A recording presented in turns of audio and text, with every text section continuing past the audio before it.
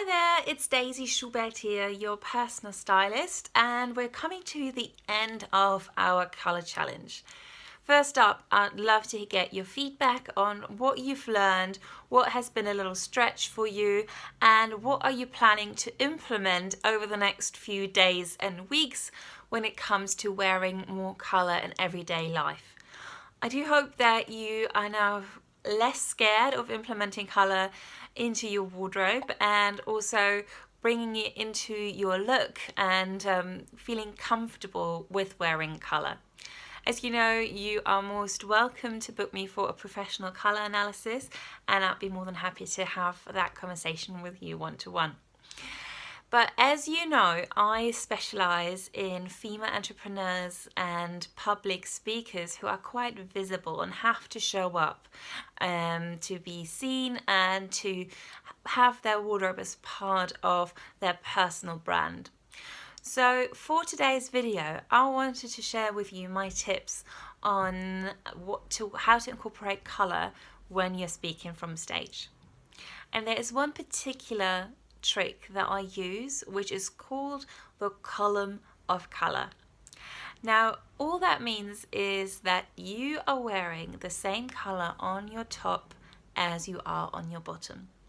In effect, you're not having any interruptions on your waistline, no belt, no hemline that is created through a different colour top or bottom, but in fact, almost like a column that goes straight down in a vertical line, you're having the core of your outfit in the same colour, or at least within the same shade. How could you achieve that? Well, there are different ways. You can either go for a single coloured dress, which automatically puts you into the same colour on the top as your bottom. You can also wear jumpsuits in a single colour, which I don't recommend using if you happen to be the MC for an event, but as a speaker they can be very powerful and really, really effective pieces to create the column of colour. But if you're not a dress person and colour, then a jumpsuit doesn't really work for you, then there is nothing wrong in wearing the same top or blouse, coloured top or blouse as you are in trousers or skirts. So again, the key is to match the colour on top to the bottom in whichever way you want to do that. And it doesn't have to be a neutral. You can also do that with a interesting colour. For example, I've used to have a burgundy top and a burgundy pair of jeans, which I really enjoyed putting together because immediately the effects of the column of colour come into play. Now, what happens when we wear the column of colour? Well, we are automatically elongated because we're creating a vertical line from head to toe. So we look taller and slimmer through a column of colour, purely through the perception of our audience when they see us on stage. Also, a column of colour will give us more height and gravitas because we're taking up more vertical space, which then makes us appear more weighty, and what we have to say is more important. We are given more authority and more respect as well. Lastly, when we're wearing a column of colour, we're also keeping the attention in our face. We're not allowing any distractions for our audience that could keep their eyes on a belt or on a pattern skirt or on something else that might distract them from our message.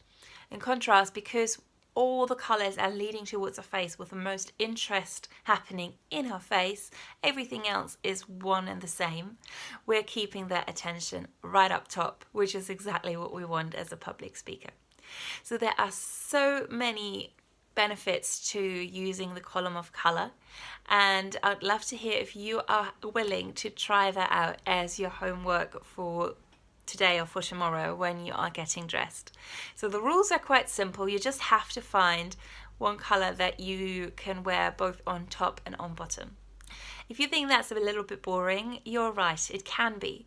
but there are ways to jazz up a column of colour. Like I mentioned before, we can add a scarf to the top to keep the interest and the excitement happening around our face.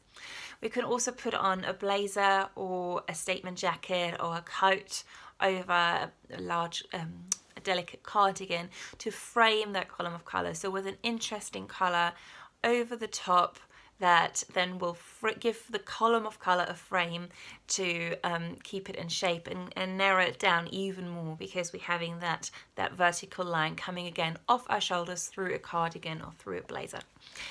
So the column of colour is really powerful, especially when it's a colour that flatters you and that is part of your colour characteristics. So definitely something to keep an eye out when you are seeing other speakers and you're wondering why does this work? Why does this feel good? What are they doing here that works? It's likely that they've stuck to a column of colour. But also for yourself, next time you have a speaking engagement and you're a bit worried about what to wear, try starting with the column of colour and build all the other elements around it, so you already have a first direction, a first strategy to go in with a purpose and an intention of why you're dressing in a certain way. So those are my tips, particularly for public speakers. If there is more you need to know, don't feel shy and just give me a shout, contact me, and I'd love to see you tomorrow for our last day. See you then. Bye.